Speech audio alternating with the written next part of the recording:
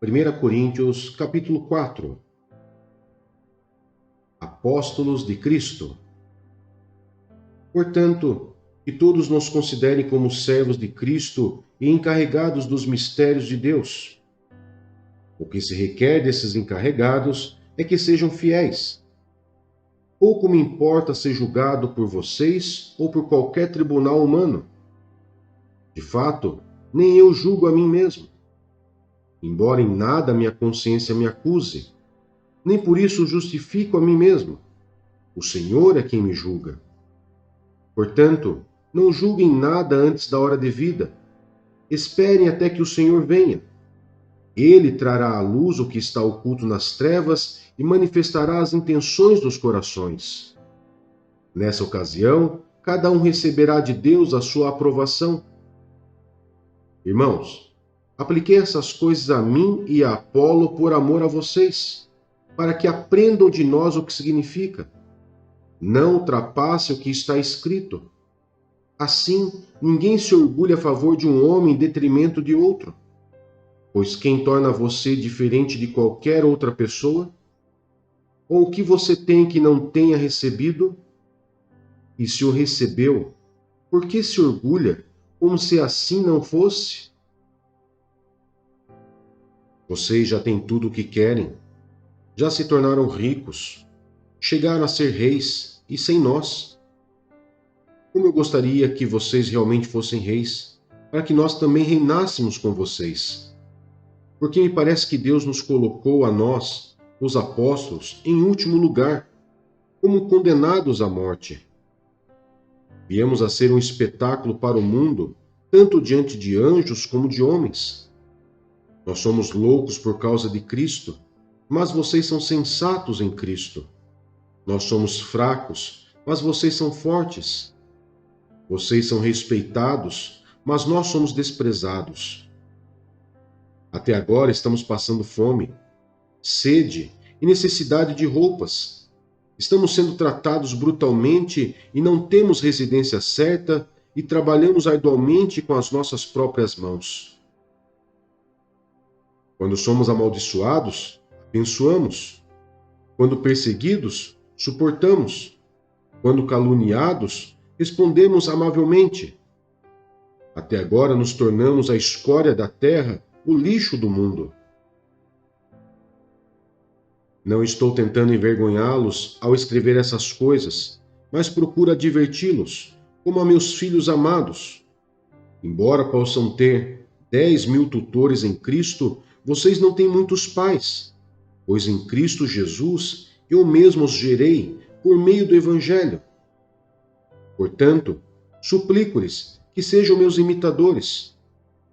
Por essa razão estou lhes enviando Timóteo, meu filho amado e fiel no Senhor, o qual lhes trará à lembrança a minha maneira de viver em Cristo Jesus, de acordo com o que eu ensino por toda parte em todas as igrejas. Alguns de vocês se tornaram arrogantes, como se eu não fosse mais visitá-los. Mas irei muito em breve, se o Senhor permitir. Então saberei não apenas o que estão falando esses arrogantes, mas que poder eles têm. Pois o reino de Deus não consiste em palavras, mas em poder. O que é que vocês querem? Devo ir a vocês com vara ou com amor e espírito de mansidão?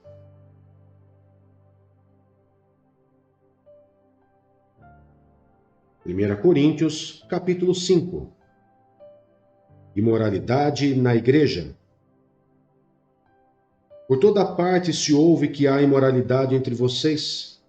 Imoralidade que não ocorre nem entre os pagãos, ao ponto de um de vocês possuir a mulher de seu pai. E vocês estão orgulhosos. Não deviam, porém, estar cheios de tristeza e expulsar da comunhão aquele que fez isso? Apesar de eu não estar presente fisicamente, estou com vocês em espírito. E já condenei aquele que fez isso, como se estivesse presente. Quando vocês estiverem reunidos em nome de nosso Senhor Jesus, estando eu com vocês em espírito, estando presente também o poder do nosso Senhor Jesus Cristo, entregue este homem a Satanás, para que o corpo seja destruído e seu espírito seja salvo no dia do Senhor. O orgulho de vocês não é bom. Vocês não sabem que um pouco de fermento faz toda a massa ficar fermentada? Livrem-se do fermento velho, para que sejam massa nova e sem fermento, como realmente são. Pois Cristo, nosso Cordeiro Pascal, foi sacrificado. Por isso, celebremos a festa, não com fermento velho, nem com o fermento da maldade e da perversidade, mas com os pães sem fermento, os pães da sinceridade e da verdade. Já lhes disse por carta que vocês não devem associar-se com pessoas imorais. Com isso, não me refiro aos imorais deste mundo, nem aos avarentos, aos ladrões ou aos idólatras. Se assim fosse, vocês precisariam sair deste mundo. Mas agora estou lhes escrevendo que não deve associar-se com qualquer que, dizendo-se irmão, seja imoral, avarento, idólatra, caluniador, alcoólatra ou ladrão. Com tais pessoas, vocês nem devem comer. Pois como haveria eu de julgar os de fora da igreja? Não devem vocês julgar os que estão dentro? Deus julgará os de fora. Expulsem esse perverso do meio de vocês.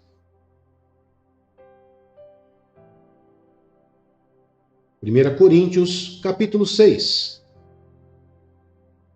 Se algum de vocês tem queixa contra outro irmão, como ousa apresentar a causa para ser julgada pelos ímpios, em vez de levá-la aos santos? Vocês não sabem que os santos hão de julgar o mundo? Se vocês hão de julgar o mundo, acaso não são capazes de julgar as causas de menor importância? Vocês não sabem que haveremos de julgar os anjos? Quanto mais as coisas desta vida. Portanto, se vocês têm questões relativas às coisas desta vida, designem para juízes os que são da igreja, mesmo que sejam os menos importantes. Digo isso para envergonhá-los. Acaso não há entre vocês alguém suficientemente sábio para julgar uma causa entre irmãos? Mas ao invés disso, um irmão vai ao tribunal contra outro irmão, e isso diante de descrentes. O fato de haver litígio entre vocês já significa uma completa derrota. Por que não preferem sofrer a injustiça? Por que não preferem sofrer o prejuízo? Em vez disso, vocês mesmos causam injustiça e prejuízos, e isso contra irmãos. Vocês não sabem que os perversos não herdarão o reino de Deus? Não se deixem enganar, nem imorais, nem idólatras, nem adúlteros, nem homossexuais passivos ou ativos, nem ladrões, nem avarentos, nem alcoólatras, nem caluniadores, nem trapaceiros herdarão o reino de Deus. Assim foram alguns de vocês, mas vocês foram lavados, foram santificados, foram justificados no nome do Senhor Jesus Cristo e no Espírito de nosso Deus. O perigo da imoralidade. Tudo me é permitido, mas nem tudo convém. Tudo me é permitido, mas eu não deixarei que nada me domine. Os alimentos foram feitos para o estômago, e o estômago para os alimentos. Mas Deus destruirá ambos. O corpo, porém, não é para a imoralidade, mas para o Senhor, e o Senhor para o corpo. Por seu poder, Deus ressuscitou o Senhor e também nos ressuscitará. Vocês não sabem que os seus corpos são membros de Cristo? Tomarei eu os membros de Cristo e os unirei a uma prostituta? De maneira nenhuma. Vocês não sabem que aqueles que se unem a uma prostituta é um corpo com ela? Pois como está escrito, os dois serão uma só carne. Mas aqueles que se unem ao Senhor é um espírito com ele. Fujam da imoralidade sexual. Todos os outros pecados que alguém comete, fora do corpo os comete. Mas quem peca sexualmente, peca contra o seu próprio corpo. Acaso não sabem que o corpo de vocês é santuário do Espírito Santo, que habita em vocês, que lhes foi dado por Deus e que vocês não são de si mesmos? Vocês foram comprados por alto preço. Portanto, glorifiquem a Deus com o seu próprio corpo.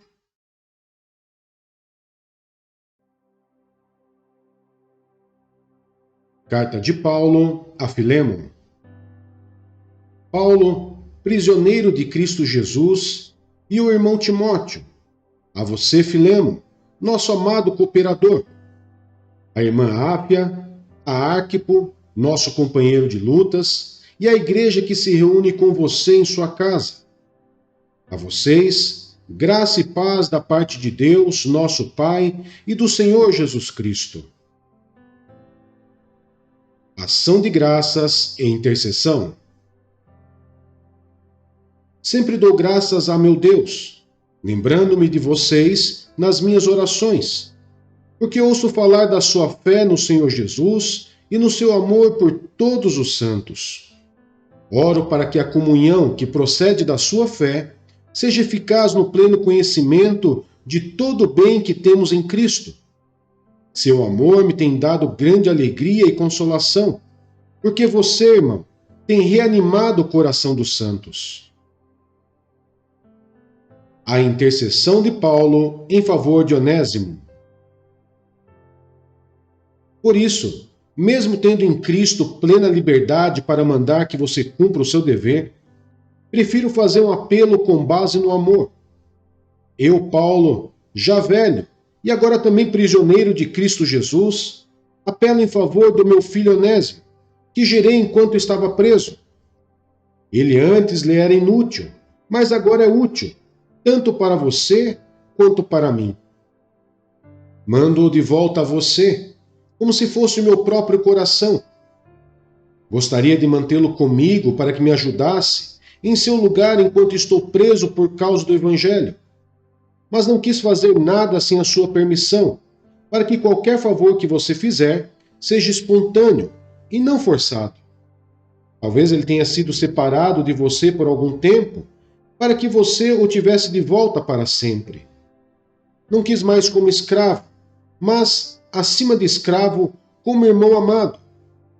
Para mim, ele é um irmão muito amado, e ainda mais para você, tanto como pessoa quanto como cristão. Assim, se você me considera companheiro na fé, receba-o como se estivesse recebendo a mim.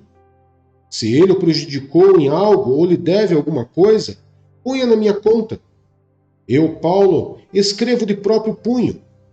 Eu pagarei, para não dizer que você me deve a própria vida. Sim, irmão, eu gostaria de receber de você algum benefício por estarmos no Senhor. Reanime meu coração em Cristo. Escrevo-lhe certo de que você me obedecerá, sabendo que fará mais do que lhe peço. Além disso, prepare-me um aposento, porque graças às suas orações espero poder ser restituído a vocês. Epáfras, meu companheiro de prisão por causa de Cristo Jesus, envia-lhe saudações, assim como também Marcos, Aristarco, Demas e Lucas, meus cooperadores. Graça do Senhor Jesus Cristo seja com o espírito de todos vocês.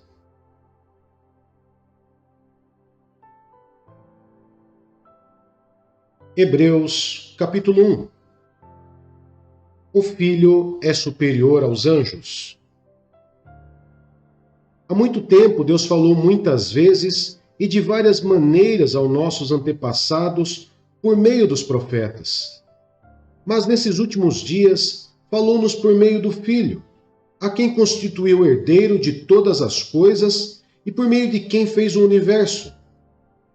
O Filho é o resplendor da glória de Deus e a expressão exata do seu ser, sustentando todas as coisas por sua palavra poderosa. Depois de ter realizado a purificação dos pecados, ele se assentou à direita da majestade nas alturas, tornando-se tão superior aos anjos quanto o nome que herdou é superior ao deles. Pois o qual dos anjos Deus alguma vez disse: Tu és o meu filho, eu hoje te gerei? E outra vez, eu serei seu pai, e ele será o meu filho? E ainda quando Deus introduz o primogênito no mundo, diz: todos os anjos de Deus o adorem. Quanto aos anjos, ele diz: ele faz dos seus anjos ventos e dos seus servos clarões reluzentes. Mas a respeito do Filho diz: o teu trono, ó Deus, subsiste para todo sempre. Cetro de equidade é o cetro do teu reino. Amas a justiça e odeias a iniquidade. Por isso Deus, o teu Deus, escolheu-te dentre os teus companheiros, ungindo-te com óleo de alegria. E também diz: no princípio, Senhor, firmaste os fundamentos da terra, e os céus são obras das tuas mãos. Eles perecerão, mas tu permanecerás. Envelhecerão como vestimentas. Tu os enrolarás como um manto, como roupas, eles serão trocados. Mas tu permaneces o mesmo, e os teus dias jamais terão fim.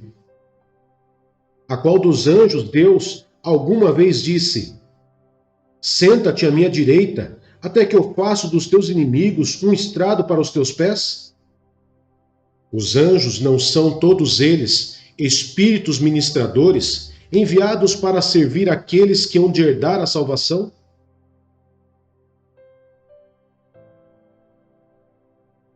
Hebreus, capítulo 2. O perigo da negligência. Por isso é preciso que prestemos maior atenção ao que temos ouvido, para que jamais nos desviemos. Porque se a mensagem transmitida por anjos provou a sua firmeza, e toda transgressão e desobediência recebeu a devida punição, como escaparemos se negligenciarmos tão grande salvação? Esta salvação, primeiramente anunciada pelo Senhor, foi-nos confirmada pelos que a ouviram. Deus também deu testemunho dela por meio de sinais, maravilhas, diversos milagres e dons do Espírito Santo distribuídos de acordo com a sua vontade. Jesus é feito semelhante a seus irmãos. Não foi a anjos que ele sujeitou o mundo que há de vir, a respeito do qual estamos falando, mas alguém em certo lugar testemunhou dizendo: que é o homem para que com ele te importes? E o filho do homem para que com ele te preocupes? Tu o fizeste um pouco menor do que os anjos, e o coroaste de glória e de honra. Tudo sujeitaste debaixo dos seus pés. Ao lhe sujeitar todas as coisas, nada deixou que não lhe estivesse sujeito. Agora, porém, ainda não vemos que todas as coisas lhe estejam sujeitas. Vemos, todavia, aquele que por um pouco foi feito menor do que os anjos. Jesus, coroado de honra e de glória, por ter sofrido a morte, para que pela graça de Deus, em favor de todos, experimentasse a morte. Ao levar muitos filhos à glória, convinha que Deus, por causa de quem e por meio de quem tudo existe, tornar-se perfeito, mediante o sofrimento, o autor da salvação deles. Ora, tanto o que santifica, quanto os que são santificados, provém de um só. Por isso, Jesus não se envergonha de chamá-los irmãos. Ele diz: proclamarei o teu nome a meus irmãos, na assembleia te louvarei. E também nele porei a minha confiança. Novamente ele diz: aqui estou eu com os filhos que Deus me deu. Portanto, visto que os filhos são pessoas de carne e sangue, ele também participou dessa condição humana, para que, por sua morte, derrotasse aqueles que têm o poder da morte, isto é, o diabo, e libertasse aqueles que durante toda a vida estiveram escravizados pelo medo da morte. Pois é claro que não é anjos que ele ajuda, mas aos descendentes de Abraão. Por essa razão, era necessário que ele se tornasse semelhante a seus irmãos em todos os aspectos, para se tornar um sumo sacerdote misericordioso e fiel com relação a Deus, e fazer propiciação pelos pecados do povo. Porque, tendo em vista o que ele mesmo sofreu quando tentado, ele é capaz de socorrer aqueles que também estão sendo tentados.